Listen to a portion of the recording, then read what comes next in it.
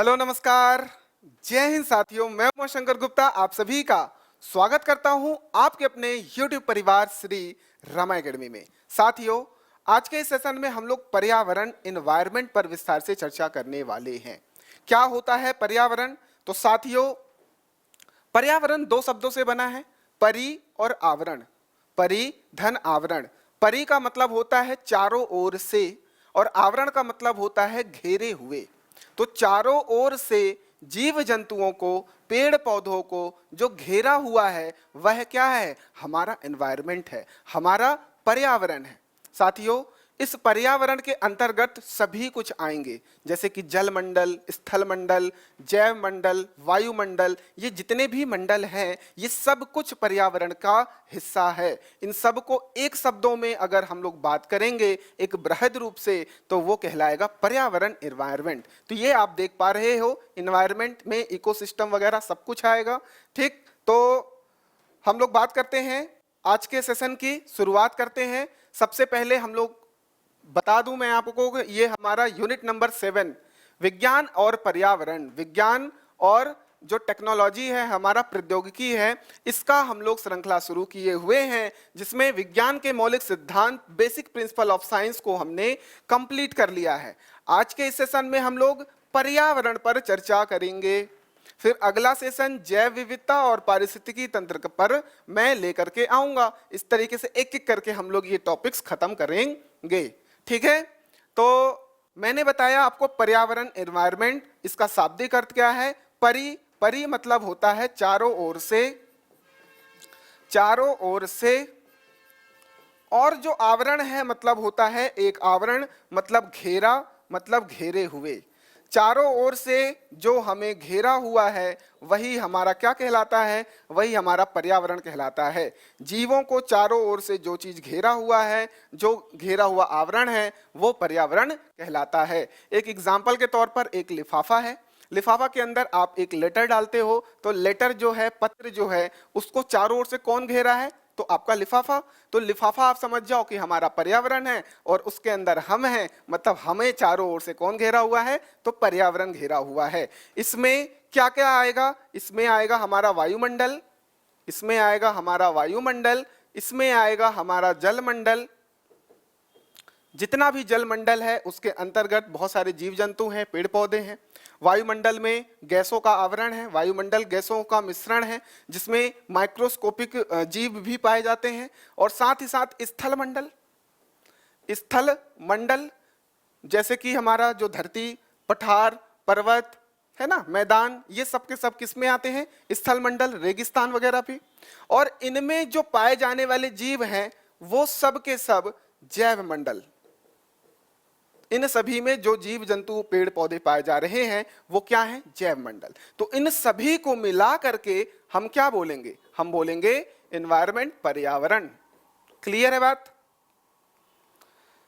अगर हम बात करें पर्यावरण संरक्षण अधिनियम 1986 के अनुसार पर्यावरण की डेफिनेशन क्या है, तो ये पूछा जा सकता है। इसलिए आपको याद रखना है कि जो अधिनियम आया था पर्यावरण को संरक्षण हेतु, अधिनियम का नाम याद रख लो, 1986 में आया था। ठीक, 1986 का पर्यावरण का अधिनियम, जो कि उसको संरक्षण प्रदान करता है। इसके अनुसार जो परिभाषा है वह क्या है? किसी जीव के चारों ओर घिरे, किसी भी जीव के चारों ओर घिरे भौतिक और जैविक दशाओं और उनके साथ अंतःक्रिया। भौतिक और जैविक दशाओं, भौतिक मतलब समझो, भौतिक मतलब हो जाएगा अजैविक, अजैविक और जैविक, मतलब ये हो गया बायोटिक और ये हो गया अबायोटिक। मतलब ये लिविंग ऑर्गेनिज्म है, ये नॉन लिविंग ऑर्गेनिज्म है। तो जितने भी जैविक दशाएं हैं या जैविक आप घटक की बात कर लो, जैसे कि जैविक घटक में क्या क्या आएंगे? जो जीव जंतु हैं, जो पेड़ पौधे हैं, इनमें क्या है? जान है। तो ये जैविक दशाएं जैविक घटक हो गए।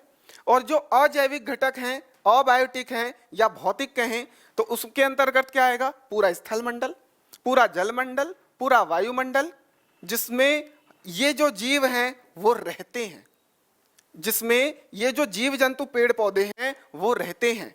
तो इनका और इनका आपस में जो सामंजस्य स्थापित हो रहा है अंतःक्रिया के द्वारा जो सामंजस्य स्थापित हो रहा है, इसी को पर्यावरण बोला गया। किसके द्वारा? पर्यावरण संरक्षण अधिनियम 1986 के द्वारा। तो ये लाइन याद रखना, भौतिक एवं जैविक दशाओं का उनके साथ अंतःक्रिया जो कि किसी जीव के चारों ओर से घिरे हुए हैं पर्यावरण कहलाएगा। दैट इज, ये अजैविक, ये जैविक। मैंने अभी बताया पर्यावरण जो है, जो बहुत ही बृहद शब्द है, जिसके अगर 4 पार्ट अगर बात करेंगे तो जलमंडल मतलब हाइड्रोस्फीयर, जितना भी जलमंडल, नदी, तालाब, आपका समुद्र, महासागर, ये जितने भी जल वाली क्षेत्र हैं, ये सब जलमंडल के अंतर्गत आएगा। ठीक, अगर स्थल मंडल की बात करें, लिथोस्फीयर की, इसमें पर्वत, पठार, मैदान, ये सब कुछ स्थल मंडल, रेगिस्तान। अगर हम लोग वायुमंडल की बात करेंगे तो वायुमंडल में सारे वायु जो गैस हैं आपके, नाइट्रोजन हो गया, ऑक्सीजन हो गया, और फिर कार्बन डाइऑक्साइड है, ऑर्गन है, जलवाष्प है, इनका जो मिक्सचर है वो वायुमंडल। और वायुमंडल में मैं अभी बताऊंगा कि 5 लेयर है ना, क्षोभ मंडल, समताप मंडल, मध्य मंडल, ठीक है, उसके बाद आयन मंडल और बहिर्मंडल। इन मंडलों को हम लोग अभी डिस्कस करेंगे विस्तार से। ये सब कुछ हो गया वायुमंडल।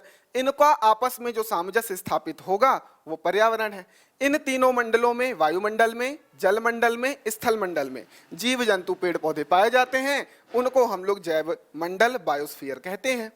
क्लियर है बात? पर्यावरण व उनकी अंतःक्रिया इस तरीके से हो रही है। अब बात करते हैं थोड़ा सा वायुमंडल के बारे में, एटमॉस्फेयर। एक चीज मैं बता दूं, ये जो पर्यावरण है, जो जैव विविधता है, पारिस्थितिकी तंत्र है, ये बहुत ज्यादा फेवरेट टॉपिक्स हैं किसके?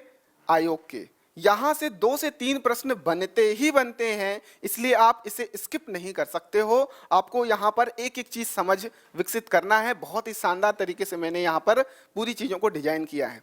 आगे मैं आपको बताऊंगा संरक्षण हेतु जो उपाय हैं वैश्विक स्तर पर और इंडिया लेवल पर, वो क्या क्या किए गए हैं। वहां पर जो प्रश्न बनते हैं वो बहुत इंपॉर्टेंट है।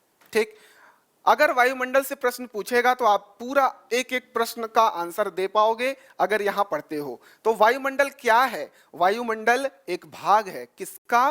पर्यावरण का, एनवायरनमेंट का। इसका एक पार्ट है एटमॉस्फेयर, जो कि पृथ्वी के परितः विद्यमान गैसों, वायु के समूह को हम लोग वायुमंडल कहते हैं। जितना भी हमारे गैस है चारों तरफ, ये जो धरती है, धरती के चारों ओर, ये जो अर्थ है हमारा, इसके जो चारों ओर ये जो घेरा है आप देख पा रहे हो, इसमें बेसिकली है क्या? इसमें ये गैसें भरी पड़ी हैं। और गैसें कौन सी हैं? मुख्यतः नाइट्रोजन है जो सबसे ज्यादा है, उसके बाद ऑक्सीजन है, उसके बाद ऑर्गन है, उसके बाद CO2 है, कार्बन डाइऑक्साइड है, फिर जलवाष्प, फिर अन्य गैसें जो हैं वो आप यहां पर देख पाओगे। तो गैसों का क्या है? ये मिक्सचर है। ठीक, इसमें नाइट्रोजन, ऑक्सीजन, कार्बन डाइऑक्साइड तथा अन्य गैसें पाई जाती हैं। मुख्य रूप से जो गैसें पाई जा रही हैं उनका परसेंटेज याद करना आवश्यक है, जरूरी है। ठीक, तो क्या क्या परसेंटेज है? नाइट्रोजन जो है सबसे अधिक मात्रा में पाई जाती है वायुमंडल की गैसों में। पहली गैस जो कि 78.08% है। देन ऑक्सीजन है जो कि है 20.95%। उसके बाद आता है ऑर्गन 0.93%। उसके बाद कार्बन डाइऑक्साइड 0.036%। उसके बाद नियॉन है 0.022, उसके बाद हीलियम है 0.005%। आप ऊपर के 4 याद कर लो, नाइट्रोजन, ऑक्सीजन, ऑर्गन और कार्बन डाइऑक्साइड, ये 4 याद होना चाहिए। 78% अप्रॉक्स, फिर ये 21 के आसपास है, उसके बाद ये 0.93, उसके बाद 0.03%। इस तरीके से आपको 4 याद रख लेना है। बाकी चीजें आपको याद करने की आवश्यकता नहीं है, डेटा याद करने की आवश्यकता नहीं है, परंतु गैसें आपको पता होना चाहिए। अब यहां पर जो वायुमंडल है इसको 5 भागों में, 5 बृहद भागों में विभाजित किया गया है।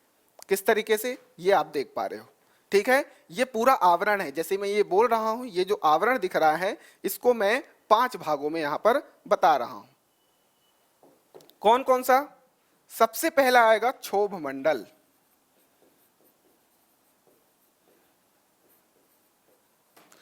फिर आएगा समताप मंडल, फिर आएगा मध्य मंडल, फिर आएगा आयन मंडल,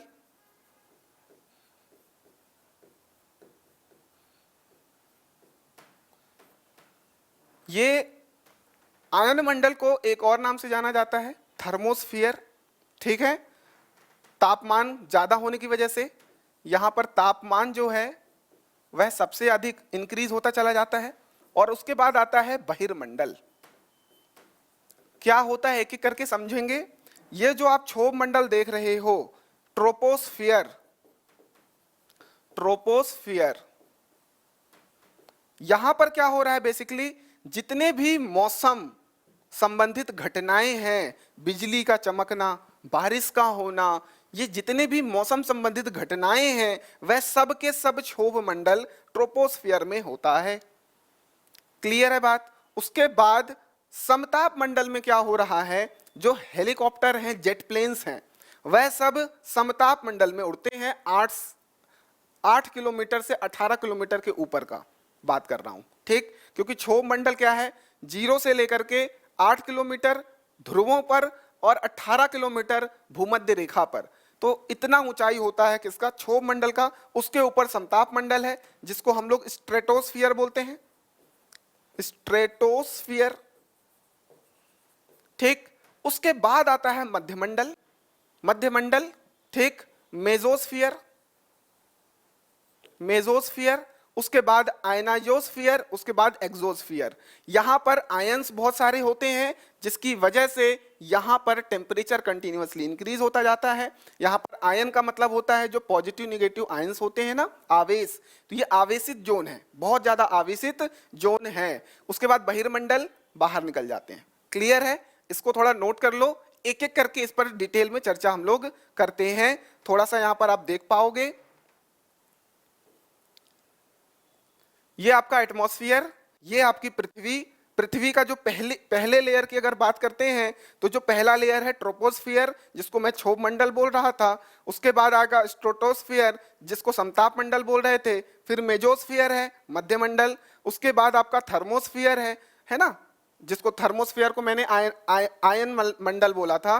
देन एक्सोस्फियर है, बहिर्मंडल है। इस तरीके से आपके सारे के सारे यहां पर लेयर्स देख पाते हो वायुमंडल के। ठीक, अब यहां पर आप जो वायुमंडल की संरचना है उसको डिटेल में नोट कर सकते हो। वायुमंडल की जो आपकी संरचना है, जैसे कि पहला ट्रोपोस्फियर, क्षोभ मंडल की बात कर रहे हैं। एक एक मंडल की कुछ विशेषता है, उसे याद कर लो, वहां से प्रश्न आएगा। क्षोभ मंडल में जो सबसे महत्वपूर्ण है वह है मौसमी परिवर्तन। समस्त मौसमी परिवर्तन जो है इसी मंडल में होता है। मौसमी परिवर्तन का मतलब जो रेनफॉल हो रहा है, जो आंधी तूफान आ रहे हैं, है ना, जो साइक्लोन बन रहा है, गर्मी और ये जो पवनों का जो चलना है ना, प्रेशर कम ज्यादा होने की वजह से हाई प्रेशर से लो प्रेशर की तरफ मूवमेंट जो हो रहा है, पवनों का चलना। उसके बाद आपका वर्षा हो गया, बिजली का चमकना, ये सारी की सारी घटनाएं जो मौसमी परिवर्तन हैं, सब के सब क्षोभ मंडल ट्रोपोस्फियर में होता है। क्लियर है बात। उसके अलावा यह मंडल लगभग 8 किलोमीटर से 18 किलोमीटर तक पाया जाता है। 8 किलोमीटर से 18 किलोमीटर की मतलब की बात कर रहा है।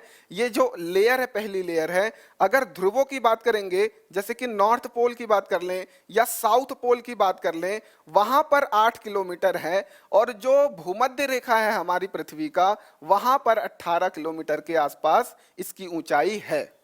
इसका कारण क्या है, यहां पर जो गैस है वो एक्सपेंडेड फॉर्म हो जाता है गर्मी की वजह से। यहां ठंडी एरिया होती है जिसकी वजह से एयर जो है वो काफी क्लोज आ जाता है, दब जाता है, जिसकी वजह से यहाँ 8 किलोमीटर। और जो हमारा विषुवत रेखा है, भूमध्य रेखा है, वहां 18 किलोमीटर तक इसकी ऊंचाई होती है। किसकी ऊंचाई? तो क्षोभ मंडल की। क्षोभ मंडल की जो मोटाई है भूमध्य रेखा पर सबसे अधिक होती है, ये प्रश्न पूछा गया है, फिर से याद कर लो। सबसे अधिक मोटाई कहां होती है? भूमध्य रेखा पर, क्षोभ मंडल की, लगभग 18 किलोमीटर। उसके बाद समस्त मौसमी परिवर्तन हो रहा है यहाँ पर। उसके अलावा समताप मंडल से क्षोभ मंडल को अलग करने वाली जो क्षेत्र है उसको क्षोभ सीमा कहते हैं। क्या कहते हैं? क्षोभ सीमा, मतलब ट्रोपोपॉज। ट्रोपोपॉज ये होता है क्षोभ सीमा, मतलब जहां पर आपका क्षोभ मंडल खत्म हो रहा है और वहां से शुरू हो रहा है कौन? समताप मंडल। तो उस वाली लेयर को जहां पर वो खत्म हो रहा है और वहां से वो शुरू हो रहा है, इसको बोलेंगे ट्रोपोपॉज, क्षोभ सीमा। नाम याद रख लो, ये ट्रोपोस्फियर है तो ट्रोपोपॉज होगा, पॉज हो गया, रुक गया। ट्रोपोस्फियर वहां पर रुक गया तो ट्रोपोपॉज नाम आ गया। क्षोभ मंडल की सीमा, क्षोभ सीमा। ठीक है बात। ग्रीष्म काल में जो क्षोभ मंडल की ऊंचाई है वो बढ़ जाती है, शीतकाल में घट जाती है। वही कारण है, प्रेशर जो है बढ़ जाता है, कम हो जाता है। ठीक, जिसकी वजह से एयर की ऊंचाई गर्मियों में बढ़ जाती है। आपके जो किसका? क्षोभ मंडल की जो ऊंचाई है वो गर्मियों में बढ़ जाती है, ठंडी में कम हो जाती है थोड़ा सा। समताप मंडल स्ट्रेटोस्फियर की अगर बात करें तो इसे ध्यान से देखो। इसकी जो ऊंचाई है वो लगभग 50 किलोमीटर तक फैली है। 50 किलोमीटर कहां से? 18 से। ठीक, 0 से 50, 18 के ऊपर फैली है। इतनी बात याद रखना है। इसी मंडल में ओजोन परत पाया जाता है, बहुत ही महत्वपूर्ण। ओजोन परत इसी मंडल में पाया जाता है, ये बहुत महत्वपूर्ण है। ये आपका क्षोभ मंडल, ये आपका समताप मंडल, यहां पर आपका ओजोन लेयर है, यहां पर इस तरीके से। ये है आपका ओजोन परत। क्लियर है बात? तो एक प्रश्न यहां पर बनेगा, किस मंडल में ओजोन परत पाया जाता है? तो आप आंसर करोगे समताप मंडल में पाया जाता है, स्ट्रेटोस्फियर में पाया जाता है। किस मंडल में मौसमी घटनाएं होती हैं? तो क्षोभ मंडल में होती हैं। इतनी बात याद रखोगे। ठीक, हवाई जहाज इसी मंडल में उड़ते हैं और मौसमी जो घटनाएं हैं इस मंडल में बिल्कुल भी नहीं होती हैं, ना के बराबर होती हैं। तो ये चीज भी याद रखना, पूछ सकता है, मौसमी घटनाएं सिर्फ क्षोभ मंडल में, ट्रोपोस्फियर में होती हैं। चलो नोट कर लो, आगे बढ़ते हैं। अब बात करते हैं मध्यमंडल की। तीसरा हमारा लेयर है जिसको हम लोग क्या बोलते हैं? मेसोस्फीयर बोलते हैं। इसकी जो ऊंचाई है 50 से 80 किलोमीटर है। 50 से 80 किलोमीटर है। वायुमंडलीय भाग ये मध्यमंडल कहलाता है, मेसोस्फीयर कहलाता है। इसकी जो ऊंचाई है 50 से 80 किलोमीटर, वहां से जो वायुमंडलीय भाग मध्यमंडल कहलाता है। क्लियर है? तापमान अचानक से यहां गिरता है, ये इंपॉर्टेंट फैक्ट है। जैसे जैसे आप ऊपर जाते हो तो गर्मी बढ़ता है। यहां पर अगर बात करते हो, पहाड़ों में जाते हो तो ऊपर जाने का मतलब है कि हम सूर्य की तरफ ज्यादा करीब जा रहे हैं। तो ऊपर जाने पे ऐसे नॉर्मली अगर देखा जाए तो क्या होता है? गर्मी बढ़ती है। परंतु मध्यमंडल में तापमान में अचानक से गिरावट आता है और गिरावट बहुत ज्यादा हो जाता है, बहुत ज्यादा गिरावट हो जाता है। इसी वजह से यहां पर न्यूनतम तापमान पाया जाता है पूरे मंडल में। सबसे न्यूनतम तापमान किस मंडल में पाया जाता है? क्वेश्चन पूछेगा तो आप आंसर करना, मेसोस्फीयर मध्यमंडल में पाया जाता है। मध्यमंडल की ऊपरी सीमा को हम लोग मीजोपॉज कहते हैं, ये याद रखना है। जैसे वहां पर क्या था? सबसे पहले ट्रोपोपॉज था। ठीक, ट्रोपोपॉज था। उसके बाद इसमें क्या आएगा? मीजोपॉज। ठीक, आयन मंडल की बात करते हैं। इसकी ऊंचाई 80 से 640 किलोमीटर है। 80 किलोमीटर से ऊपर और 640 किलोमीटर तक की जो आपकी मोटी परत है वह आयन मंडल, आयनोस्फीयर की लेयर कहते हैं, आयनोस्फीयर कहते हैं। इसी का दूसरा नाम क्या है? ताप मंडल है, थर्मोस्फीयर है। ये मैंने आपको पहले बताया। तो आपका एक प्रश्न और बनेगा कि किस मंडल को ताप मंडल कहते हैं या थर्मोस्फीयर कहते हैं? आपका राइट आंसर क्या होगा? आयनोस्फीयर, आयन मंडल। ठीक, इस मंडल में विस्मयकारी विद्युतीय और चुंबकीय घटनाएं होती हैं। विद्युत और चुंबक घटनाएं होती हैं, जिसकी वजह से यहाँ पर आवेश बहुत मात्रा में पाया जाता है। विद्युत आवेशित कणों की यहाँ पर अधिकता होती है, जिसकी वजह से इसे हम लोग नाम दिए आयन मंडल। क्या नाम दिए? आयन मंडल। और इनकी वजह से इसका जो टेम्परेचर है वह बहुत ज्यादा हाई हो जाता है, इसीलिए नाम थर्मोस्फियर है, तापमंडल है। उसके बाद जो अंतिम लेयर है एक्सोस्फियर, बाह्यमंडल, जो कि सबसे ऊपरी परत है, जिसकी ऊंचाई 640 किलोमीटर से 1000 किलोमीटर मानी जाती है। ये चीज याद रखना, 1000 के आसपास मानी जाती है। ठीक, यहाँ की जो वायु है उसमें हाइड्रोजन और हीलियम की प्रधानता होती है। ये मुख्य बातें थी आपकी वायुमंडल से संबंधित, आपको इससे ज्यादा नहीं जानना है। ठीक है, बात नोट कर लीजिए। अब बात करते हैं इसी चैप्टर एनवायरनमेंट के अंदर पर्यावरण में धारणीय विकास। क्या? Sustainable development. बहुत महत्वपूर्ण लाइन है, इसे आपको याद रखना है। धारणीय विकास क्या होता है? सस्टेनेबल डेवलपमेंट का मतलब होता है ऐसा विकास करें हम कि आज की जो हमारी आवश्यकता है, आज की जो जरूरतें हैं और जो भविष्य की जरूरतें हैं, भविष्य मतलब हमारी आने वाली पीढ़ियां, इन दोनों को हमको दिमाग में रख करके विकास करना है। और इस तरीके का जो विकास कहलाएगा वो धारणीय विकास, सस्टेनेबल डेवलपमेंट कहलाएगा।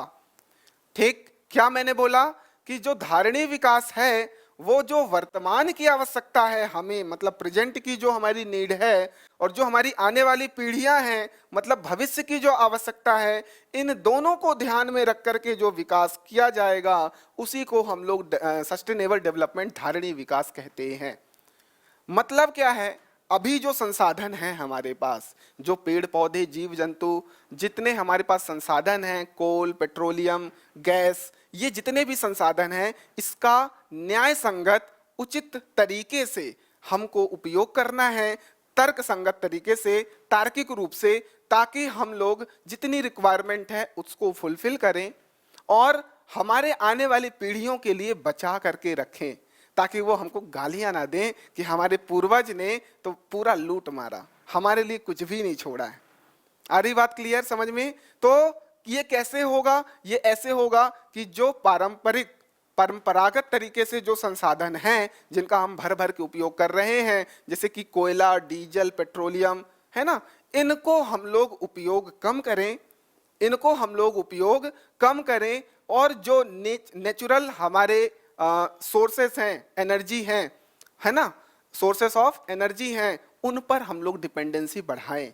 जैसे कि सौर ऊर्जा है, समझ रहे हो, उनको हम लोग क्या करें? बढ़ावा करें। तो अभी एक रिपोर्ट आई थी 2022 में, वैश्विक सतत विकास रिपोर्ट, मतलब सतत विकास में जो पूरे विश्व में ये रिपोर्ट जारी की गई थी 2022 में, उसमें जो भारत की रैंकिंग आई है 123 देशों में हमारी रैंकिंग 121वीं आई है, और अभी 2023 का अभी आना बाकी है। तो 121वीं रैंक आई है किसमें? वैश्विक सतत विकास रिपोर्ट में। तो यहां पर धारणीय विकास, आपको सस्टेनेबल डेवलपमेंट समझ में आ गया। इसका एक उद्देश्य क्या है? हमारे आने वाली पीढ़ियों के लिए क्या करना है? हमारे संसाधनों को बचा करके रखना है। मतलब इसका जो मुख्य उद्देश्य है, पृथ्वी के जो प्राकृतिक संसाधन हैं उनका न्याय संगत उपयोग करें, उनका संरक्षण करें और उचित प्रबंधन करें। ये कहलाता है हमारा धारणीय विकास, सस्टेनेबल डेवलपमेंट, मतलब लंबे समय तक सस्टेन कर सकें। क्लियर है बात? तो यहां से प्रश्न बना है, इसीलिए मैं आपको ये चीज बता रहा हूं। अब हमने पर्यावरण पर डिस्कशन कर लिया। प्रश्न बनते हैं पर्यावरण के संरक्षण से कि आपने जो प्रोटेक्शन लॉ लाया वो कौन कौन से हैं, किस तरीके के हैं, उन पर विस्तार से चर्चा करते हैं। तो संरक्षण हेतु साथियों हमें बहुत बाद में समझ आया कि हमारा पर्यावरण दूषित हो रहा है। हमारी जो पृथ्वी है वो इतनी बड़ी नहीं है कि हमारे जो कर्मकांड हैं उसको झेल पाए। हम लगातार पॉलीथीन बना करके फेंक रहे हैं, वायु प्रदूषण कर रहे हैं, जल प्रदूषण कर रहे हैं, ओनली बिकॉज कि हमारा बहुत अच्छा विकास हो सके, हम लोग वनों की कटाई करते जा रहे हैं अंधाधुंध। हम लोग जो मर्जी हो रहा है, गंदे पानी, नाले का पानी सब नदी तालाबों में बहाते जा रहे हैं। हम लोग प्लास्टिक का यूज कर करके उनको गंदा किए जा रहे हैं। इन सभी चीजों पर हमने विचार सबसे पहले 1972 में किया। 1972 में किया। तो यहां पर संरक्षण हेतु हम लोग दो आयाम में देखेंगे। पहला वैश्विक स्तर पर क्या कार्य किए गए, उसके बाद हमारे कंट्री लेवल पर, भारत स्टेट लेवल पे, कंट्री लेवल पे भारत में क्या क्या किया गया। तो साथियों, सबसे पहले प्रोटेक्शन के लिए, संरक्षण के लिए वैश्विक रूप में पहली मीटिंग हुई जिसका नाम था स्टॉकहोम सम्मेलन, जो कि स्वीडन में किया गया। स्वीडन कंट्री के स्टॉकहोम सम्मेलन, स्टॉकहोम एक सिटी में, एक शहर में इस सम्मेलन को आयोजित किया गया जिसका नाम रखा गया स्टॉकहोम सम्मेलन 1972। सोचो, 1972 से हमने सोचना चालू किया कि हमको क्या करना है, हमको अपने एनवायरनमेंट को बचाना है, प्रोटेक्ट करना है। और इसके बारे में अब जाकर के कुछ वर्षों से किताबों में हमको पढ़ने को मिलना चालू हुआ, इसलिए हम लोग पर्यावरण टॉपिक को पढ़ रहे हैं। ठीक है, 2012-11 के पहले ये टॉपिक था ही नहीं किताबों में। यूपीएससी में डाला गया, पीएससी में डाला गया, सब्जेक्ट बनाए गए कि आपको पर्यावरण पर चर्चा करनी है, पढ़ाई करनी है ताकि अवेयरनेस फैले। और ये जो स्टॉकहोम सम्मेलन था स्वीडन में 1972 में, इसी को पर्यावरण का मैग्ना कार्टा कहा जाता है। मैग्ना कार्टा, पर्यावरण का मैग्ना कार्टा पूछे तो आपको आंसर करना है स्टॉकहोम सम्मेलन को पर्यावरण का मैग्ना कार्टा कहा गया। मैग्ना कार्टा बेसिकली है क्या? ये जो वर्ड है ये बेसिकली आप समझा करो कि दस्तावेज है। क्या है? एक दस्तावेज है, नियम कानून का एक प्रॉपर दस्तावेज है। तो यहाँ पर पर्यावरण हेतु एक प्रॉपर दस्तावेज बनाया गया कि हमको क्या करना चाहिए, भविष्य में हमको परेशानी ना हो, उस हेतु एक दस्तावेज बनाया गया, इसलिए इसी को हम लोग पर्यावरण का मैग्ना कार्टा कहते हैं। उसके बाद 20 साल लग गए हमें दूसरी मीटिंग करने के लिए वैश्विक रूप से, जो कि 1992 में आयोजित किया गया। एक एक डेट याद रखना है, जो यहां पढ़ा रहा हूं ये पेज इतना ज्यादा इंपॉर्टेंट है कि आपका एक प्रश्न आएगा ही आएगा। उसके बाद क्या हुआ, 20 वर्षों बाद लगभग 1992 में क्या हुआ, रियो डी जेनेरियो पृथ्वी सम्मेलन आयोजित किया गया। कहां किया गया? तो ब्राजील के एक शहर रियो डी जेनेरियो में, इसलिए इसका नाम रियो +20 रखा गया। पहला स्टॉकहोम सम्मेलन, दूसरा पृथ्वी सम्मेलन, अर्थ समिट, जिसको कहां किया गया? रियो डी जेनेरियो, ब्राजील के एक शहर में। और ये +20 क्या बता रहा है? ये 1972 जो है साथियों, इसमें +20 किया गया, मतलब 20वीं वर्षगांठ हमने मनाई, तब जाकर के ये 1992 हुआ। और 1992 इसलिए आपको पूछा जा सकता है कि रियो +20, ये रियो +20 है क्या? तो आपको यही बताना है कि 1992 में जो अर्थ समिट हुई थी, पृथ्वी सम्मेलन हुआ था, वो चीज है। अब इस सम्मेलन में 3 बॉडी बनाई गई, 3 बड़े कार्यक्रम चलाए गए। एक है UNFCCC, एक है CBD और एक है UNCCD। ठीक, ये जो है ये हमारा जलवायु परिवर्तन के लिए है, ये वाला जो है ये हमारा जो है बायोडाइवर्सिटी के लिए है, संरक्षण के लिए, और ये जो है डिजर्टिफिकेशन, जो मरुस्थलीकरण है, उसको रोकने के लिए। ठीक, तो 3 चीजें संरक्षित करने के लिए हमने 3 बॉडी बनाई, जलवायु परिवर्तन के लिए UNFCCC, और बायोडाइवर्सिटी के लिए CBD, और जो हमारा डिजर्टिफिकेशन, मरुस्थलीकरण को रोकने के लिए UNCCD। ये 3 यहाँ पर कार्यक्रम चालू किए गए। ठीक, अभी विस्तार से इनको हम लोग चर्चा करेंगे, एक एक पॉइंट में आपको लिखवाऊंगा यहाँ पर और समझाऊंगा, ताकि यहां से जो प्रश्न बनेगा आप निपटा दोगे। और घटना चक्र लगाओ। ठीक, एक ही सजेशन है, पर्यावरण, जैव विविधता, पारिस्थितिकी तंत्र का जो घटना चक्र है बहुत बहुत अच्छा है, आप उसे लगाओ जरूर। ठीक है, और कॉन्फिडेंस बिल्डअप करो। देन हमारा एक नया सम्मेलन हुआ जिसको क्योटो प्रोटोकॉल कहते हैं, जो कि 1997 में हुआ। 1997 में हुआ। इसी को हम लोग कॉप 3 कहते हैं। कॉप की शुरुआत 1995 से हुई थी। हम अभी पढ़ेंगे आगे कॉन्फ्रेंस ऑफ पार्टीज। पहले समझ विकसित कर लो, एक एक चीज को समझेंगे। उसके बाद मॉन्ट्रियल समझौता हुआ 1987 में, ये पहले हो गया था। 1987 में मॉन्ट्रियल समझौता किस पर आधारित था? तो ओजोन जो डिप्लीशन हो रहा है पराबैंगनी किरणों से और हमारे हानि जो रक्षा करता है हमें पराबैंगनी किरणों से, ओजोन लेयर ये कंटिन्यूअसली डिप्लीट होता जा रहा है। तो इसके संरक्षण के लिए हमने क्या किया था? मॉन्ट्रियल समझौता किया था। कब किया था? 16 सितंबर को, 16 सितंबर को। इसीलिए इस दिन को हम लोग ओजोन परत दिवस कहते हैं, ठीक। और स्टॉकहोम सम्मेलन 5 जून को किया गया था, 5 जून को किया गया था। इसीलिए 5 जून को पर्यावरण दिवस मनाया जाता है, ठीक। तो 5 जून 1992 को हमने पहला सम्मेलन किया था वैश्विक रूप से। तो ये कुछ इंपॉर्टेंट थे। और कुछ हमारे भारत में नीतियां लाई गई, मंत्रालय बनाया गया, सम्मेलन किया गया, वो कुछ ये हैं, उनको आपको सीधा याद रख लेना है। 1985 में 1972 के बाद कार्य हो रहा है। देखो कितने वर्ष लग गए? कई वर्ष लग गए, 10 साल से भी ज्यादा। पहली बार हमने पर्यावरण एवं वन मंत्रालय बनाया, ठीक। पर्यावरण और वन मंत्रालय बनाया ताकि हम लोग इसकी रक्षा के लिए हम लोग क्या कर सकें? प्रॉपर कार्य कर सकें, क्रियान्वयन कर सकें, योजनाएं बना सकें, उनका क्रियान्वयन कर सकें प्रॉपर। उसके बाद 1986 में, जो कि बहुत ज्यादा महत्वपूर्ण है, पर्यावरण संरक्षण अधिनियम लाया गया। तो ये क्वेश्चन कई बार पूछा है, पर्यावरण संरक्षण अधिनियम कब लाया गया? तो 1986 में, ठीक है बात। उसके बाद 1988 में राष्ट्रीय वन नीति आई, 2002 में जैव विविधता संरक्षण अधिनियम आया, 2002 में ही जल नीति आई, 2004 में पर्यावरण नीति आई। उसके बाद 2010 जो कि पूछा जा चुका है, एनजीटी एक्ट, नेशनल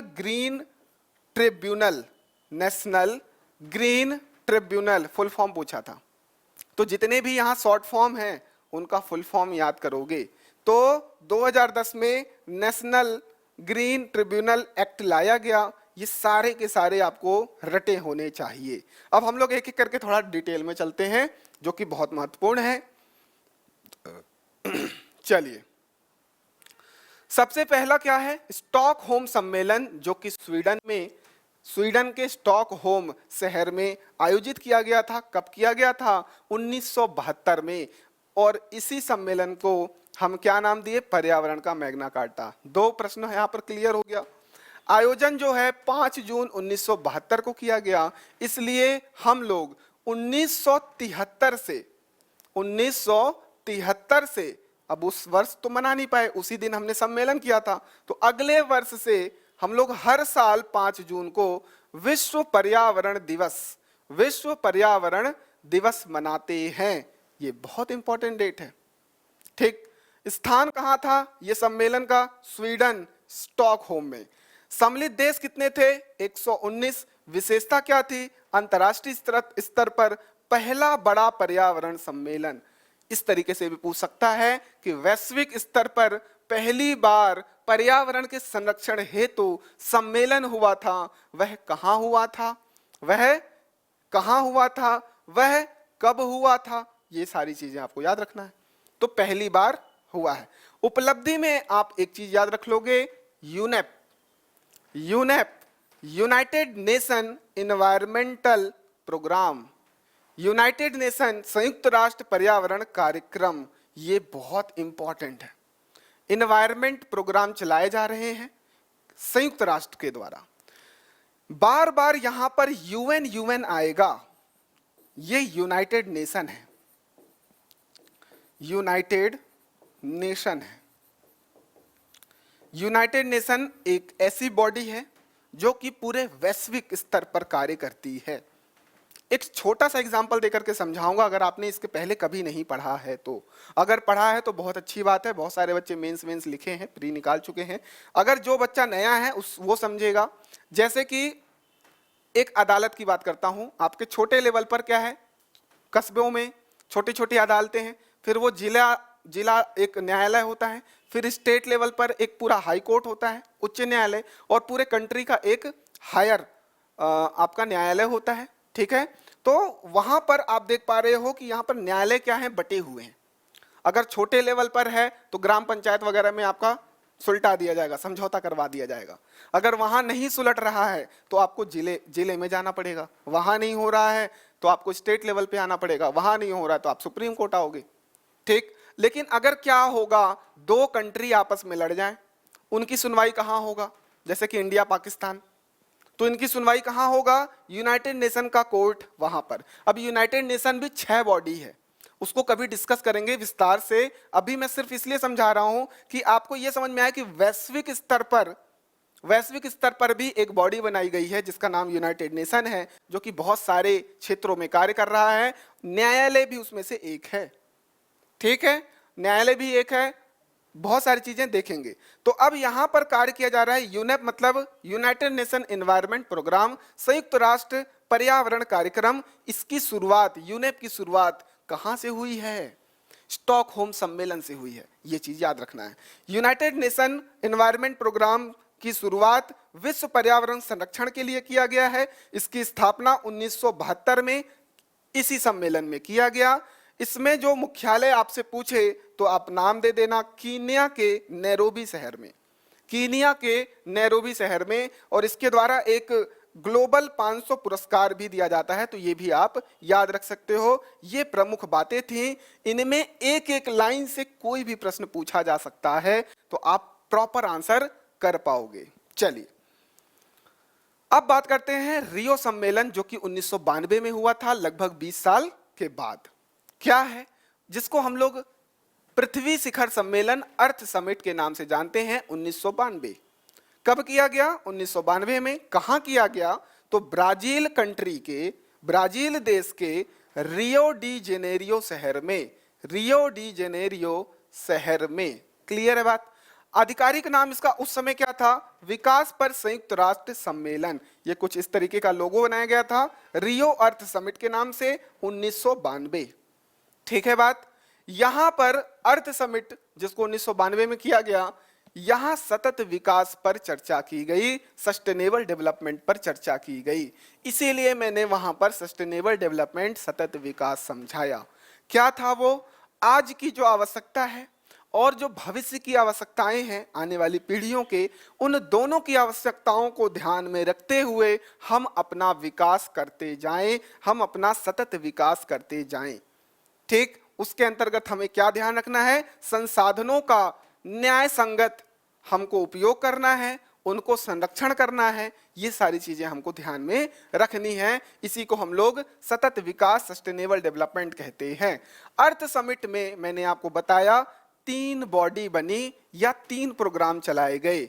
एक था सीबीडी, एक था यूएनएफसीसी और एक था यूएनसीसीडी। मैं आपको यूएनएफसीसी को डिस्कस करूंगा विस्तार से, क्योंकि हमारा एनवायरनमेंट चल रहा है टॉपिक।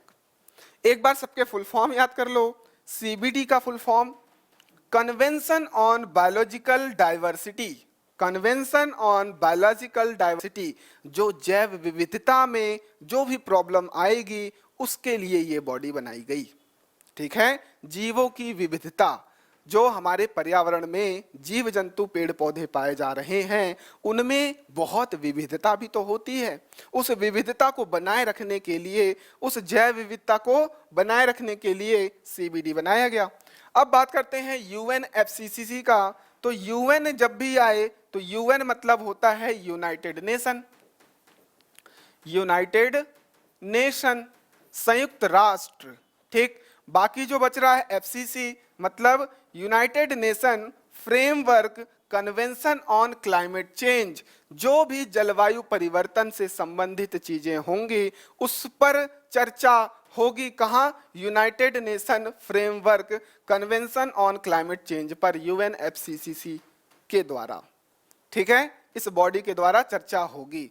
और अगर डिजर्टिफिकेशन, मरुस्थलीकरण को रोकना है उसको कंट्रोल करना है। मतलब United Nation convention to combat desertification, तो इसके लिए कौन कार्य करेगा? तो यूएनसीसीडी करेगा, यूएनसीसीडी करेगा मरुस्थलीकरण को रोकने के लिए। ठीक, अब हम लोग बात करेंगे ये यूएनएफसीसी, इस पर चर्चा करेंगे। आई होप, मुझे आशा है कि आपको ये पूरा का पूरा समझ में आया है। अर्थ समिट सबसे ज्यादा इंपॉर्टेंट है क्योंकि यहीं से सारी चीजें शुरू हुई हैं अर्थ प्रोग्राम, ये जो एनवायरनमेंट है इनसे संबंधित प्रोग्राम्स के लिए। ठीक, नोट कर लो। यूएनएफसीसी, इसको थोड़ा सा विस्तार से देखेंगे। अगर बोर लग रहा है तो भी आप देखो, 2 बार देखो, समझ में नहीं आ रहा है तो एक बार बैक करके फिर देखो, परंतु ये इंपॉर्टेंट पोर्शन है, याद करना जरूरी है। ठीक, यूएनएफसीसी मतलब United nation framework convention on climate change, जलवायु परिवर्तन पर संयुक्त राष्ट्र समझौता, हिंदी में भी याद रखोगे, इंग्लिश जरूर याद रखो, फुल फॉर्म पूछेगा, किसी का भी फुल फॉर्म पूछे आप लोग धाड़ से लिख दो। परिचय, रियो सम्मेलन 1992 के दौरान इसका गठन हुआ। पहला इंपॉर्टेंट कि रियो जो सम्मेलन हुआ, पहला हुआ 1972 में स्टॉकहोम सम्मेलन, दूसरा हुआ 1992 में रियो सम्मेलन, और रियो सम्मेलन में ही कई चीजें शुरू हुई, उनमें से एक था यूएनएफसीसी। यहीं पर बताऊंगा एजेंडा 21 जो कि 1992 अर्थ समिट में ही शुरू हुआ, उसको भी देखेंगे। ठीक, ये जो है संयुक्त राष्ट्र का एक बॉडी है, अंग है, 1994 से प्रभावी हुआ। 1992 में पृथ्वी सम्मेलन हुआ था, अर्थ समिट हुआ था, जिसको रियो सम्मेलन भी कहते हैं। क्यों कहते हैं, सारी चीजें बता दिया। अब यहां पर यह बॉडी बना दी गई थी, लेकिन ये जो कार्य करना चालू कब किया, प्रभावी कब हुआ, 1994 से। इसका सचिवालय अगर पूछ दे तो जर्मनी के बॉन शहर में इसका सचिवालय है। इतनी बात याद रखोगे, कोई दिक्कत नहीं है। अब यहां पर यूएनएफसीसी में एक बहुत महत्वपूर्ण चीज चालू हुई। अब यूएनएफसीसी जो है जलवायु परिवर्तन के लिए क्या करेगा, मीटिंग करेगा। हर साल मीटिंग होती है, हर साल लोग, पूरे देश के लोग आपस में मिलते हैं, मीटिंग करते हैं, और इस मीटिंग का नाम दिया इन्होंने COP, COP 1, COP 2, COP 3, इस तरीके से COP 27 तक ये मीटिंग हो चुकी है, जिसका फुल फॉर्म होता है conference of parties. Conference of parties, फिर से समझोगे ये कहां से आया। रियो डी जेनेरियो वाला जो समिट है 1992 वाला, जिसको पृथ्वी सम्मेलन कहते हैं, अर्थ समिट कहते हैं, यहीं पर एक बॉडी बनाई गई यूएनएफसीसी। यूएनएफसीसी के द्वारा हर साल मीटिंग होगी, उस मीटिंग का नाम दिया गया COP, कॉन्फ्रेंस ऑफ पार्टी। पहली जो मीटिंग हुई वो हुई थी 1995 में। पहली मीटिंग जो हुई वो हुई 1995 में बर्लिन में। इसका नाम दिया गया COP 1, इसका नाम दिया गया COP 1। पहली मीटिंग बर्लिन में हुई। COP क्या है, यूएनएफसीसी के द्वारा जो मीटिंग है पूरे वैश्विक स्तर पर, उसको हमने दिया नाम COP, कॉन्फ्रेंस ऑफ पार्टी। अभी हाल में जो COP हुआ है, कॉन्फ्रेंस ऑफ पार्टी हुआ है, वो 27वां हुआ है, 27th हुआ है, 27वां हुआ है, जो कि कहां हुआ है, मिस्र, जिसको आप इजिप्ट के नाम से जानते हो, इजिप्ट में हुआ है, शर्म अल शेख नामक शहर में, शर्म अल शेख नामक शहर में। इसीलिए इसका नाम 27वां कॉन्फ्रेंस ऑफ पार्टी है। क्यों है, क्योंकि 1995 के बाद ये 27वां मीटिंग है। ठीक, पहली मीटिंग 1995 में, क्लियर देखना, 1992 में अर्थ समिट, 1994 से ये प्रभावी हुआ यूएनएफसीसी, जो कि रियो सम्मेलन उसी अर्थ समिट में ही बना है। उसके बाद पहली मीटिंग इनकी जो होती है प्रभावी होने के बाद, वो 1995 में होती है, 1995 में होती है, जिसका नाम COP 1 रखा, कॉन्फ्रेंस ऑफ पार्टी 1 रखा। पहली बैठक बर्लिन में हुई। उसके बाद 27वीं बैठक, जिसका नाम COP 27 शर्म अल शेख मिस्र में हुआ, जो कि 2022 में हुआ। जो 2023 में भी होगा नवंबर के समय में, वो नाम कहलाएगा कॉन्फ्रेंस ऑफ पार्टी 28, 28वीं बैठक। 28वीं बैठक अभी होने वाला है। तो ये प्रश्न पूछ सकता है कि यूएनएफसीसीसी का जो मीटिंग है अगला 28वां, वह कहां आयोजित होगा? तो आप याद रख लो, यूएई के अबू धाबी शहर में, यूएई का जो कैपिटल है अबू धाबी, वहां होगा। संयुक्त राष्ट्र, संयुक्त अरब अमीरात, अरब अमीरात, संयुक्त जुड़ता है तो राष्ट्र जल्दी निकल जाता है, ठीक है। तो इसका फुल फॉर्म क्या है? संयुक्त अरब अमीरात, जिसका एक शहर अबू धाबी है, वहां पर COP 28 आयोजित होगा नवंबर के महीने में। इतना याद रख लो, 2023 वाला। ये जो अभी लास्ट में हाल में हुआ है, शर्म अल शेख, कुछ इस तरीके का लोगो था। तो इतनी बात बहुत महत्वपूर्ण थी, ये आपको याद रखना है, पर्यावरण से संबंधित। अब जितने भी इंपॉर्टेंट कॉन्फ्रेंस ऑफ पार्टीज हुए हैं उनको भी एक नजर से देख लो, ठीक। पहला हुआ था 1995 में, याद कर लिया आपने, ये लिस्ट बना करके आप लोग थोड़ा सा याद करोगे। COP 1 जो कि बर्लिन में हुआ है, जर्मनी के शहर बर्लिन में हुआ है पहला। उसके बाद आपको याद रखना है COP 3 जो कि 1997 में, 96, 97, 95 में एक हो गया, 96 में दूसरा, 97 में तीसरा, इसलिए इसका नाम COP 3 नाम रखा गया। इंपॉर्टेंट क्यों है? क्योंकि इसका जो क्योटो प्रोटोकॉल नाम है, क्योटो प्रोटोकॉल इंपॉर्टेंट इसलिए है कि ये जो विकसित देश हैं वो क्या उत्सर्जन कर रहे हैं? बहुत बड़े लेवल पर कार्बन उत्सर्जन करते हैं, कार्बन उत्सर्जन कर रहे हैं। उनमें कमी लाने के लिए ये बाध्यता को शो करता है, ठीक। कार्बन उत्सर्जन से क्या होगा? कार्बन की मात्रा बढ़ेगी, कार्बन डाइऑक्साइड बढ़ेगा, जिससे कि ग्लोबल वार्मिंग होगी, और जो कि हो रही है। इसको रोकने के लिए ये क्योटो प्रोटोकॉल पहली बार लाया गया था, इसलिए ये इंपॉर्टेंट है। तो आपको COP 3 को नाम याद रखोगे, क्योटो प्रोटोकॉल। कब हुआ? 1997 में हुआ। डेट भी याद रखना है, COP 3 ये भी याद रखना है। नाम क्या था? क्योटो प्रोटोकॉल था। क्या उद्देश्य था? तो विकसित जो देश हैं उनके द्वारा जो उत्सर्जन किया जा रहा है, उत्सर्जन का मतलब होता है पॉल्यूशन, और उसमें कार्बन की मात्रा, कार्बन उत्सर्जन, उस पर लगाम लगाने के लिए ये लाया गया था। उसके बाद आपको 2002 वाला जो COP था, जिसका नाम COP 8 था, वो याद रखना है। महत्वपूर्ण क्यों है? क्योंकि ये हमारे भारत देश में हुआ था, और भारत के दिल्ली शहर में ये आयोजित किया गया था। तो नई दिल्ली में आयोजित किया गया है। तो भारत में कौन सा कॉन्फ्रेंस ऑफ पार्टी आयोजित की गई थी? तो COP 8।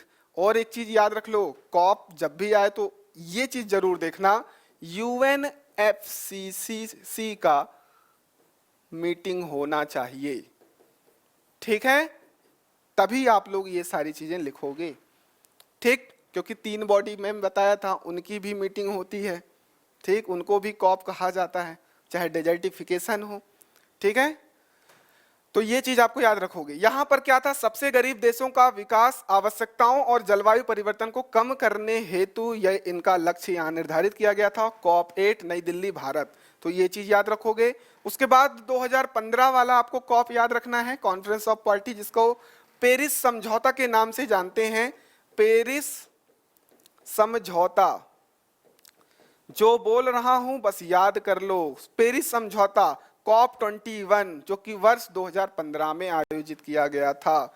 यहां पर क्या लक्ष्य रखा गया था कि जो पूरे देश का वैश्विक जो तापमान है वह 2 डिग्री सेल्सियस से बढ़ गया है, उसको कम करके लगभग 1.5 डिग्री सेल्सियस तक करने का प्रयास करना है। जो वैश्विक तापन है वह 2 डिग्री सेंटीग्रेड से 1.5 डिग्री सेंटीग्रेड पर लाना है। जो वैश्विक तापमान है, जो एवरेज तापमान की बात करते हैं, जैसे कि आप दिन भर का तापमान देखते हो, मैक्सिमम जो है अभी गर्मियों में 40-42 तक पहुंच जा रहा है, और जो न्यूनतम है रात का समय है 25 के आसपास रहता है। इसका एवरेज निकालोगे तो 35-38 के आसपास आएगा। तो ये जो एवरेज आ रहा पूरे साल का, वो भी पूरे विश्व का, वो कहलाता है वैश्विक तापमान, वो कहलाता है वैश्विक तापमान, इसी को हम लोग 2 डिग्री से 1.5 डिग्री तक करने का प्रयास करेंगे, कम करने का प्रयास करेंगे।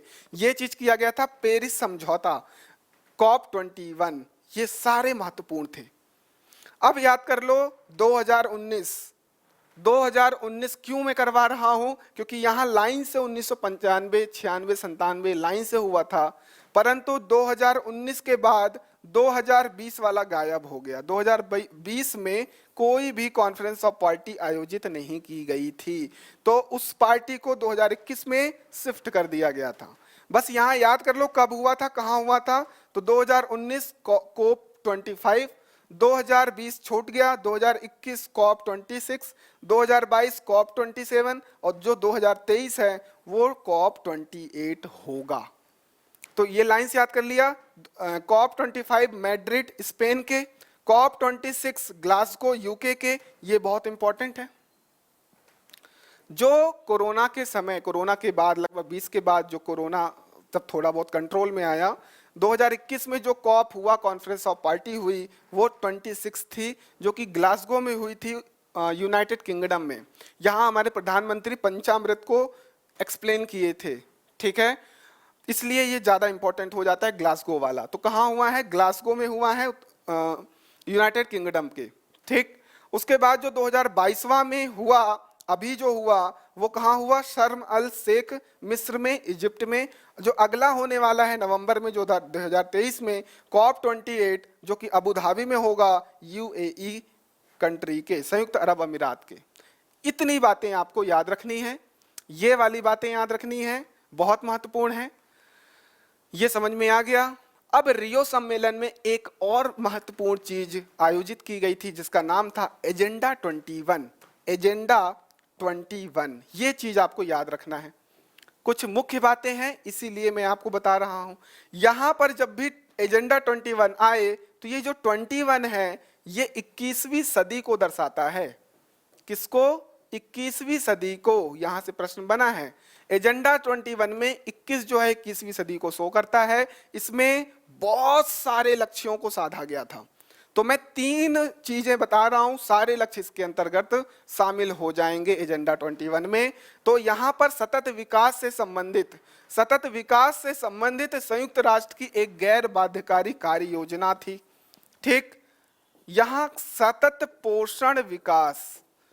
पोषण विकास मतलब जितने गरीब देश हैं उनको उचित पोषण भी मिले, उसके लिए भी ये क्या था? गैर बाध्यकारी का मतलब है हर कंट्री अपने अकॉर्डिंग करे, बाध्यता नहीं है, परंतु करना शुरू करे, ऐसा बोला गया एजेंडा 21 में। उसके बाद पर्यावरण एवं विकास पर जो रियो घोषणा हुई, उसमें सतत विकास से संबंधित दस्तावेज, क्लियर है ये तो बात। और वन सिद्धांत की वनीकरण किया जाए और उसकी कटाई पर रोकथाम की जाए, ठीक है। इनके अंतर्गत बहुत सारे क्या थे? लक्ष्य थे, देख लेंगे। तो एजेंडा 21 आई होप समझ में आ गया। तो यहां पर समझो, शॉर्ट में सबसे पहले स्टॉकहोम सम्मेलन हुआ, वैश्विक स्तर पर पहली मीटिंग 1972 में। उसके बाद 20वीं वर्षगांठ मनाई गई, जिसका नाम था पृथ्वी शिखर सम्मेलन, रियो सम्मेलन 1992 में आयोजित हुआ। उसकी जो उपलब्धि थी, किसकी उपलब्धि? इसी रियो डी जेनेरियो में जो सम्मेलन हुआ, उसकी उपलब्धि थी एजेंडा 21। अब आप बोलोगे सर उसमें तो और भी चीजें थी, UNFCCC भी था, तो वो भी है और ये भी है। इसकी मुख्य उपलब्धि एजेंडा 21 समझौता था, और इस समझौते का 5 साल के बाद एक समीक्षा करना था। समीक्षा हेतु 5 वर्ष के बाद हमने क्या किया? एक सम्मेलन किया, जिसका नाम दिया पृथ्वी सम्मेलन +5, जिसका नाम दिया गया पृथ्वी सम्मेलन +5, जो कि 1997 में किया गया न्यूयॉर्क में। इसको याद रखना है कि समझौता कब, जो समझौता हुआ एजेंडा 21 का, इसकी समीक्षा हेतु कौन से वर्ष हमारा पृथ्वी सम्मेलन किया गया। तो आप याद रखोगे पृथ्वी सम्मेलन +5। सर ये +5 क्या है? तो आप याद रखो 1992 में पृथ्वी सम्मेलन हुआ, +5 करो तो क्या आ रहा है? 1997। मतलब ये जो समीक्षा हेतु हमने मीटिंग की न्यूयॉर्क में 1997 में की, इसलिए हम लोग पृथ्वी सम्मेलन +5 कहते हैं। ऐसे प्रश्न बनते हैं, रियो सम्मेलन +20, रियो सम्मेलन +3 +5, तो वहां से जोड़ दोगे। अगर कॉप 25 26 पूछ रहा, वो अलग चीज है, इसको नोट कर लो। अब हम लोग कुछ अधिनियम देखने वाले हैं कि पर्यावरण संरक्षण से संबंधित कुछ अधिनियम हैं, उनमें भारत के द्वारा कौन कौन से अधिनियम लाए गए, कौन कौन सी चीजें की गई, इन पर हम लोग फटाफट डिस्कशन कर लेते हैं। ठीक, तो पर्यावरण संरक्षण अधिनियम 1986 सबसे पहले लाया गया। अब ये जो अधिनियम है ये संपूर्ण भारत में लागू किया गया। इसका अन्य नाम क्या था? छाता विधान था, क्योंकि इसके अलावा और भी अधिनियम लाए गए और ये सबका बाप था, मतलब सब कुछ इसी के अंतर्गत लाया गया था, इसलिए एक अम्ब्रेला के नीचे बाकी अधिनियम, इसलिए इसको हम लोग छाता विधान बोलते हैं। इसका उद्देश्य क्या था? जो संयुक्त राष्ट्र संघ के द्वारा प्रथम मानव पर्यावरण सम्मेलन हुआ था, जो कि 1972 स्टॉकहोम सम्मेलन के नाम से जानते हैं हम लोग, इसके जो निर्णय थे उनका क्रियान्वयन करना था, उसके लिए हमने 1986 का अधिनियम लाए। बहुत महत्वपूर्ण है, कईयों बार ये पूछा गया है। इसके बाद क्या आता है? एनजीटी। एनजीटी का फुल फॉर्म क्या है? नेशनल ग्रीन ट्रिब्यूनल, राष्ट्रीय हरित न्यायाधिकरण। जितनी ये शॉर्ट फॉर्म है, फुल फॉर्म याद कर लो, बहुत महत्वपूर्ण है। ठीक, नेशनल ग्रीन ट्रिब्यूनल, राष्ट्रीय हरित न्यायाधिकरण, ये एक बार एमपीपीएससी के द्वारा पूछा जा चुका है, फिर से पूछ सकता है कुछ और। तो इसकी स्थापना 2010 में, 18 अक्टूबर 2010 में। आयोग में भी इसको एक बार पढ़ना पड़ेगा, इसलिए ढंग से पढ़ लो। भारत सरकार के द्वारा इसे बनाया गया। संबंधित मामले, किन किन मामलों में ये अपना कार्य करेगा? तो पर्यावरण बचाओ एवं वन संरक्षण में वन के लिए अपना कार्य करेगा, और अन्य जो प्राकृतिक संसाधन हैं उस हेतु भी कार्य करेगा। तो एनजीटी के बारे में इतनी बातें याद रखोगे, और इसके अध्यक्ष वगैरह भी याद करना, क्योंकि ये सब आयोग में बहुत अच्छे से पूछा गया है। ठीक, ये दोनों याद कर लिया। इसके अलावा एक और याद करोगे, नीरी, जिसका नाम national environmental engineering research institute है। फुल फॉर्म याद कर लो, नीरी। फुल फॉर्म इंग्लिश में, हिंदी में क्या है? राष्ट्रीय पर्यावरण अभियांत्रिकी शोध संस्थान। तो शोध से समझ में आ रहा है कि रिसर्च से संबंधित है, तो रिसर्च हो रही होगी। अवस्थिति कहाँ है? ये नागपुर, महाराष्ट्र राज्य के नागपुर शहर में इसकी स्थापना की गई। कब की गई? 1958 में ही कर दी गई है। उद्देश्य क्या है? शोध करना है और विकास करना है। एनवायरमेंटल जो प्रॉब्लम्स हैं उस हेतु शोध करना है और उसका देश का विकास करना है। विज्ञान और प्रौद्योगिकी मंत्रालय जो बनाया गया था उसके अंतर्गत ये कार्य करती है, जो कि भारत सरकार के अधीन है। क्लियर बात? इस तरीके से नीरी याद रखोगे। इस तरीके से एनईए, जिसको आप लोग NEAA भी बोलोगे, ये आ जाए या फिर सिर्फ NEA आ जाए, आपको समझना है ये दोनों सेम हैं। फुल फॉर्म क्या है? नेशनल एनवायरमेंट प्राधिकरण, नेशनल एनवायरमेंट अथॉरिटी। अगर सिंगल ए आएगा तो अथॉरिटी, अगर डबल ए आएगा तो अपील करना है, अपीलीय है, तो एपीलेट अथॉरिटी। ये चीजें आपको ध्यान रखनी है। तो क्या हो गया full form? National environment appellate authority, पूरा नाम राष्ट्रीय पर्यावरण अपीलीय प्राधिकरण। अगर सिर्फ NEA आए तो राष्ट्रीय पर्यावरण प्राधिकरण। इस तरीके से आप याद रखोगे। एक नया आया है ए, उसका नाम है अपीलीय। अपील कर सकते हैं, अपील कर सकते हैं अगर वो पर्यावरण संरक्षण संबंधित हुआ तो। गठन जो है वन और पर्यावरण मंत्रालय द्वारा किया गया। वन और पर्यावरण मंत्रालय के द्वारा राष्ट्रीय अपीलीय प्राधिकरण अधिनियम 1997 के तहत इसका गठन किया गया था। उद्देश्य क्या है? जो पर्यावरण संरक्षण अधिनियम 1986 बनाया गया था पहली बार देश में, 1986 का अधिनियम, उसके तहत जो क्षेत्र हैं उनमें जो क्षेत्र बताए गए हैं, प्रतिबंधित प्रतिबंधित हेतु किसी भी उद्योग संचालन या प्रक्रिया, उद्योगों संचालन या प्रक्रियाओं की श्रेणी के संबंध में अपील की सुनवाई की जा सकती है। मतलब ये किन सुनवाई करेगा? जो 1986 में अधिनियम लाया गया था उसमें जो प्रतिबंधित क्षेत्र थे उस हेतु अगर कोई कानून को तोड़ता है तो उसको अपील कहाँ कर सकते हैं? हम NEA में अपील कर सकते हैं। ये सुनवाई वहां पर करेगा। क्लियर है बात? कुछ महत्वपूर्ण दिवस हैं, शॉर्ट में फटाफट याद कर लो और चैप्टर क्लोज करते हैं। फटाफट देखोगे, 2 फरवरी को विश्व नम दिवस मनाया जाता है, 21 मार्च को विश्व वन दिवस मनाया जाता है, 22 मार्च को विश्व जल दिवस मनाया जाता है, 22 अप्रैल को पृथ्वी दिवस, 22 मई को जैव विविधता दिवस और 5 जून को पर्यावरण दिवस, 16 सितंबर को विश्व ओजोन परत दिवस। ये सारे के सारे दिवस पर्यावरण से संबंधित हैं, इसलिए एक जगह मैंने लिख दिया है ताकि आप लोग को याद करने में दिक्कत ना हो। आप इसको जोड़ने की कोशिश करो तो आपको जल्दी याद होगा। आपको अगर पौधा लगाना है तो मिट्टी को नम करना पड़ेगा। पकड़ लिया तो पहले आएगा नम दिवस। कब? 2 फरवरी को। जमीन नम है तो हम क्या कर सकते हैं? पौधे लगा सकते हैं, वन लगा सकते हैं। तो वन दिवस, विश्व वन दिवस इसके बाद आएगा 21 मार्च को।